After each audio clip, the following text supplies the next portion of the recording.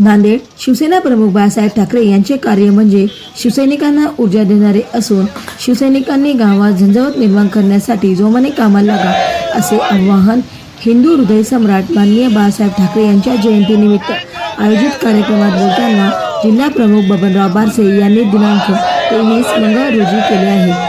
शिवसेना उद्धव बाळासाहेब ठाकरे यांच्या गटाचे जिल्हा प्रमुख बबनराव बारसे, तालुका प्रमुख संतोष कल्याणकर, शहर प्रमुख काजी सलोद्दीन, उपसभापती अशोक कपाटे, अखिल भारतीय भ्रष्टाचार निर्मूलन संघर्ष समिती जिल्हाध्यक्ष गजानन गव्हाणे आदी मान्यवरांच्या हस्ते वसमत फाटा तालुका अर्धापूर जिल्हा नांदेड येथे बाळासाहेब ठाकरे चौकाचे पूजन करून प्रतिमेस हार अर्पण करून अभिवादन करण्यात आला।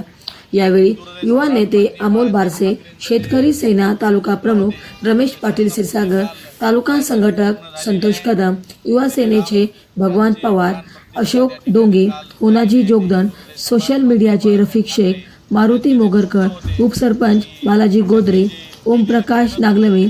सुनील बोबडे यांच्यासह अनेक शिवसैनिक उपस्थित होते। म्हणत होते की गर्व से को हम हिंदू है, त्याप्रमाणे आज मी सर्व शिवसैनिकांना आव्हान करतो